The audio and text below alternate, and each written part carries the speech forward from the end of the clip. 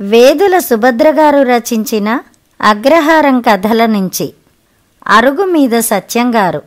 సత్యంగారు నల్లగా పొట్టిగా ఉండి పెద్ద పెద్ద నిచ్చెనలు అవి వేసుకుని కరెంటు స్తంభాలు ఎక్కి ఏవో పనులు చేస్తూ ఉంటారు.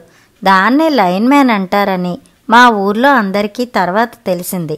ఆయన ఎప్పుడు నిద్రలేస్తారో ఎవ్వరికీ తెలీదు.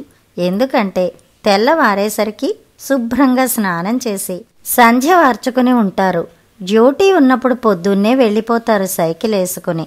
సాయంత్రం రాగానే ఎవరింటి నుంచైనా పేపర్ తెచ్చుకుని తన అరుగు మీదో లేకపోతే ఎదురింటి రాయుడు గారిదో పక్కింటి మాస్టారు గారి అరుగు మీద కూర్చుని తీరిగ్గా పేపరు మొదటి నుంచి చివరి దాకా అక్షరం కూడా వదలకుండా చదివేస్తారు. డ్యూటీలో లేకపోతే ఎవరిదో ఒకరి అరుగు మీద ఉంటారనే ఆయన్ని అందరూ అరుగు మీద సత్యంగారు అనేవారు. ఎవరింట్లో కరెంటు పోయినా సత్యంగారు వచ్చి బ్యాటరీ లైట్ వేసుకుని ఫ్యూజ్ పోయిందేమో చూడవలసిందే. పాపం ఆయన కూడా ఎప్పుడూ విసుక్కోకుండా తప్పకుండా చూసి తనకి వీలైనంత పని చేసి పెడతారు. పెళ్ళిళ్ళైనా పేరంటాలైనా వడ్డనకి సహాయానికి ముందే ఉంటారు. అంతేకాదు పాముల్ని చంపడంలో ఆయనకున్న నేర్పు చెప్పనలవి కాదు. ఎవరింట్లోకైనా పాము వస్తే పెద్ద దుడ్డుకర్ర పెట్టి ఒడుపుగా కొట్టి దాన్ని చంపే నేర్పు అగ్రహారానికెల్లా ఒక్క సత్యంగారికే ఉంది. అంతటి ధైర్యం ఆ మనిషికి. అంతంత పెద్ద కరెంటు స్తంభాలు ఎక్కేయడం వల్లనైతేనేమి, పాములు చంపేయడం వల్లనైతేనేమి ఊరిలో పిల్లలందరికీ సత్యంగారో పెద్ద హీరో. మా అరుగు మీద సత్యంగారైతేనా పెద్ద తాచుపామును కూడా ఎంత ఈజీగా చంపేస్తారో అని పిల్లలందరూ గొప్పలు చెప్పుకుంటారు. చుట్టుపక్కల ఊళ్ళలోని తమ స్నేహితులతో. సత్యంగారి భార్య సూర్యకుమారి గారు తెల్లగా చక్కగా పెద్ద వాలుజడ వేసుకుని ఎప్పుడూ నవ్వుతూ ఉంటారావిడ. ఇంటి పని అయిపోయాక చుట్టుపక్కల ఆడపిల్లల్ని చేర్చి కొత్త ముగ్గులు లేకపోతే గంగా గౌరీ సంవాదం, సీతమ్మ పెళ్ళి, అప్పగింతల పాటలు ఇలాంటివన్నీ నేర్పిస్తూ ఉంటారు. అందుకే సాయంత్రం అయ్యేసరికి ఆడపిల్లలందరూ పెన్సిళ్ళు పుస్తకాలు పట్టుకుని తయారైపోతారు. సత్యంగారికి 3 ఆడపిల్లలు 2 మగపిల్లలు. పెద్దమ్మాయికి పెళ్ళయింది. అల్లుడు రామచంద్రపురంలో వ్యాపారం చేస్తాడు. సత్యంగారికి సూర్యకుమారి గారంటే ప్రాణం. ఎప్పుడూ సూర్యం అని పిలుస్తూ ఎంతో ప్రేమగా చూసుకుంటారు. ఉన్న 3 గదులు వసారా ఇంటిని ఎప్పుడూ శుభ్రంగా ఉంచుకుని ఉన్నంతలో ఎప్పుడూ సంతోషంగా ఉంటారు వాళ్ళిద్దరూ. ఓ పేపర్ కొనుక్కోరాదుటండి సత్యంగారు అని ఎవరైనా వేళాకోళంగా అన్నా ఆయన నవ్వేస్తూ, నేను పేపర్ కొంటే మాత్రం వార్తలవే కదండి, కొత్తగా ఉంటాయా, పోనీ మీరందరూ చదివాకే ఇవ్వండి, పొద్దుటికి రాత్రికి వార్తలు మారిపోవు కదా అంటారు. ఆయన మహా కులాసా మనిషి. రేపెలా జరుగుతుందన్న బెంగ లేదు ఆయనకి. నారు పోసినవాడే నీరు పోస్తాడు కదండి, మనదేముంది అంటారు. పిల్లల్ని భార్యని ఎంతో అపురూపంగా చూసుకుంటారు.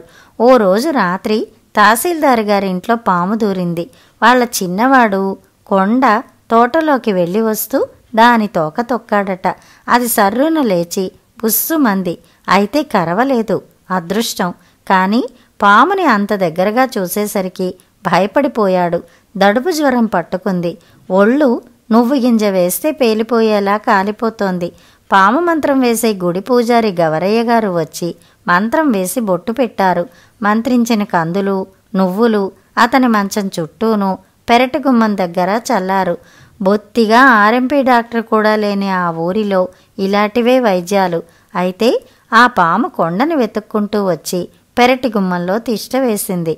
దాని బుసలు విన్న కొలది కొండకి దడుపు జ్వరం ఎక్కువైపోతున్నాయి. ఇంకేముంది, అరుగు మీద సత్యంగారికి కబురు పెట్టండ్రా అన్నారు. తహసీల్దారు గారు కొడుకు పరిస్థితి చూసి కరిగి నీరైపోతూ, వద్దు వద్దు, నేనే వెళ్ళి పిలుచుకు వస్తాను అన్నారు. పాము పగబట్టడం నిజం కాదని మనకిప్పుడు తెలిసినా అప్పుడు మాత్రం అది కొండ మీద పగ పట్టిందని, అందుకే అతను పడుక్కునే గదికి దగ్గరగా ఉన్న పెరటి గుమ్మం దగ్గరే కాపు కాసిందని అందరి విశ్వాసం. దానికి తోడు కొండకి పలవరింతలు ఫిట్స్లాగా రావడం కూడా మొదలయ్యేసరికి గవరయ్య గారు ఆ పాముని కొట్టి వాడికి చూపించడమే మార్గమని, లేకపోతే పిల్లాడు దక్కడం కూడా అనుమానమేనని భయపెట్టడంతో అందరికీ భయం వేసింది. కొండ తల్లి రుక్మిణమ్మగారు మొక్కుకున్న మొక్కులకు అంతే లేదు. పొద్దుటి వరకు ఆగుదామండి, చీకట్లో పక్కన ఇంకా పాములుంటే మళ్ళీ కష్టం అన్నారు సత్యంగారు చేతులు నులుముకుంటూ. తహసీల్దార్ గారేమో పిల్లాడేమో భయపడిపోతున్నాడు, ఒక్కసారి చూడండి అని ఒకటే బతిమాలుతున్నారు. సత్యంగారంతటి ధైర్యవంతుడు ఎందుకో జంకడం చూసి దీక్షితులు గారు అన్నారు, పోనీ పొద్దున్నే చూద్దాంలేండి శాస్త్రి గారు అని. తహసీల్దార్ గారిలోని తండ్రి తల్లడిల్లిపోతున్నాడు. లాభం లేదండి, పిల్లాడేమో బెదిరిపోతున్నాడు. ఈ రాత్రికి దాని సంగతి తేల్చకపోతే నా కొడుకు నాకు దక్కేట్టు లేడు. మా ఆడవాళ్ళని పట్టుకోలేకపోతున్నాం. అంతటి మనిషి 7 పొక్కటే తక్కువగా ఉన్నాడు. అయినా సత్యంగారు కదల్లేదు, ఆలోచనలోనే ఉన్నారు. బాబు సత్యంగారు, నా బిడ్డని బతికించండి, ఇవి చేతులు కావు అని కళ్ళనీళ్ల పర్యంతం అవుతూ కూర్చుండిపోయారు. ఇంతలో లోపల నుంచి వచ్చారు సూర్యకుమారి గారు. ఎప్పుడూ లేనిది పామును కొట్టడానికి మీకు ఇంత ఆలోచన ఏమిటండి? పదండి, నేను వచ్చి రుక్మిణమ్మ గారిని ఒకసారి చూసి వస్తాను మీతో పాటు అని లాంతర్ వెలిగించి సత్యంగారి చెయ్యి పట్టుకుని తహసీల్దార్ గారి ఇంటివైపు నడిచిందావిడ. అలా లచ్చి వెంట హరి నడిచినట్టు ఆవిడ వెనకే సత్యంగారు, తహసీల్దారు గారు, దీక్షితులు గారు వగైరాలు నడిచి తహసీల్దారు గారింటికి చేరడము. సూర్యకుమారి గారు చూపించిన లాంతర్ వెలుగులోనే ఒక చేయి ఆవిడ చేతిలో ఉండగానే సత్యంగారు పెద్ద దుడ్డుకర్రతో 3 దెబ్బల్లో అంత లావు త్రాచుని చంపేసి దాన్ని కొండకి చూపించాక దెబ్బకి వాడి జ్వరం తగ్గి హాయిగా పడుక్కోవడం జరిగాయి. ఎలాగైనా సత్యంగారి లెక్కల్లో మనిషి. ఆయన తలుచుకుంటే ఈ పామొక లెక్క, మా వంశాంకురాన్ని నిలిపిన దేవుడు అని తహసీల్దార్ గారు, రుక్మిణమ్మ గారు దండాలు పెట్టారు. మర్నాడు సత్యంగారి దంపతుల్ని ఇంటికి పిలిచి భోజనాలు బట్టలు పెట్టారు. అంత లావు పాముని అవలీలగా కొట్టేసిన సత్యంగారు ముందు ఎందుకు సందేహించారో పరీక్షగా చూస్తే కుమారి గారు పట్టుకున్న ఆయన చేతిలో సన్నటి వణుకెందుకో ఊరి వాళ్ళెవ్వరూ అడగలేదు, అసలు గమనించలేదు.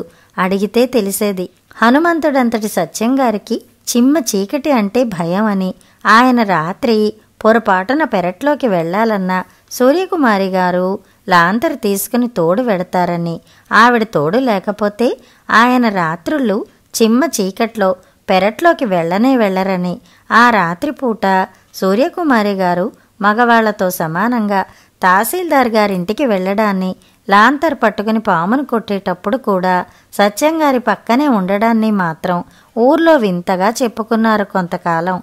ఓ రోజు సాయంకాలం దీపాలు పెట్టే వేళ సూర్యకుమారి గారు తన పొడవాటి జుట్టుకి సున్నితంగా నూనె రాసుకుంటున్నారు పెరటి గుమ్మంలో కూర్చుని.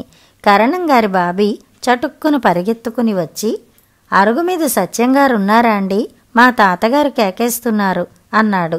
అరుగుమీద సత్యంగారేమిట్రా వెధవన్నా, మామయ్య గారు అనలేవు, నువ్వే ఆయనకి బొడ్డు కోసి పేరు పెట్టావా అని ముద్దుగా వాడిని కసిరి, లేర్రా పని మీద బయటికి వెళ్లారు గాని రాగానే రమ్మంటాలే అన్నారావిడ. సీతమ్మ చేతిలో చుక్క పొడిచింది అని కూనిరాగం తీసుకుంటూ సరేనండి అని తుర్రుమన్నాడు వాడు. 10 నిమిషాలు అయిందో లేదో మళ్ళీ వచ్చాడు. మరేమోనండి అత్తయ్య గారండి, మా తాతగారు అరుగు మీద అదే మావయ్య గారిని అర్జెంటుగా రమ్మన్నారండి, మా ఇంట్లో ఏ దీపాలు వెలగడం లేదు మరి అన్నాడు. లేరని చెప్పాను కదరా, రాగానే పంపిస్తాలే అన్నారావిడ తన పెద్ద జడ్ని ముందుకు వేసుకుని అల్లుకుంటూ. బాబిగాడో చిచ్చర పిడుగు, మరి సైకిల్ ఉంది కదండి అన్నాడు. సైకిల్ మీద కాకపోతే వెళ్ళలేరా? ఎవరో స్నేహితుడు వస్తే కలిసి వెళ్లారు అందావిడ కొద్దిగా విసుగ్గా. బాబిగాడికేదో అనుమానం. వంటింట్లోంచి ఘుమఘుమ వాసనలు వస్తున్నాయి, ఈవిడేమో తీరిగ్గా కూర్చున్నారు అనుకున్నాడు. పిట్టలా తుర్రుమన్నవాడు మళ్ళీ 10 నిమిషాల్లో పరిగెత్తుకుని వచ్చాడు. అయితే సూర్యకుమారి గారు వీధిగుమ్మం తుడుస్తూ కనిపించారు. ఆవిడ కంటపడకుండా పిల్లిలా నక్కి వాళ్ల ఇంటికి వెనక పక్కకి వెళ్లాడు. పెరటి అరుగు మీద ఎవ్వరూ లేరు. మెల్లగా వంటింట్లోకి తొంగి చూశాడు. పొయ్యి మీద పెద్ద మూకుడు పెట్టి వేడిగా జంతికలు వండుతున్నారు అరుగు మీద సత్యంగారు. పెద్ద డబ్బా నిండా తయారైన జంతికలున్నాయి. తూనీగలా తుర్రుమన్నాడు బాబీ. ఇంకేముంది, పట్టుమని 25 గడపల్లేని అగ్రహారంలో తెల్లవారేసరికల్లా సూర్యకుమారి గారికి అరుగుమీద సత్యంగారు జంతికలు వండి పెడతారు అని ప్రచారం అయిపోయింది. బొత్తిగా ఆడంగి వేషాలు కాకపోతే మగవాడై ఉండి జంతికలు వండడమేమిటి అని మగవాళ్ళు సాగతీశారు. ఆడవాళ్ళు మాత్రం సూర్యకుమారి అదృష్టవంతురాలు, కూర్చోపెట్టి చేసే మొగుడు అందరికీ దొరుకుతాడా అనుకున్నారు. 3వ కూతురు పుట్టినప్పుడు సూర్యకుమారి గారికి నరాల వాతం కమ్మి చేతివేళ్లు పట్లు తప్పడంతో ఇలాంటి పనులు చెయ్యలేరావిడ. అందుకే ఊరు తెల్లారకుండానే లేచి ఇంటికి కావలసిన మంచినీళ్ళన్నీ సత్యంగారే మోస్తారు. సాటి ఆడవాళ్లతో నీళ్లకి సూర్యకుమారి పేరుకి వెళ్ళి ఓ 60 నీళ్లు మాత్రం తెచ్చుకుంటారు ఎసట్లోకి అంటూ. నూతి నీళ్లకి పప్పు ఉడుకుతుందా అని ఎవరైనా అడిగితే మా ఇంట్లో బాగానే ఉడుకుతుందే అంటారావిడ ముసిముసిగా నవ్వుతూ. అయితే ఊరిలో ఎవరేమనుకున్నా సత్యంగారికి సూర్యకుమారి గారి ఆరోగ్యం కంటే ఎక్కువేమీ కాదు. ఆయన జంతికలు వండుతూనే ఉన్నారు. తెల్లారకుండానే ఆవిడకి ఇంట్లోకి కావలసిన నీళ్లన్నీ గోదావరి నుంచి మోసుకొస్తూనే ఉన్నారు, కుంపట్లో పప్పు ఉడకడానికి పోసే నీళ్లతో సహా. అలా ఆయన చిమ్మ చీకటి భయానికి ఆవిడ నరాల బలహీనతకు ఆయన కాపుగా దాపుగా ఉంటారని ఊళ్ళో తెలియదు.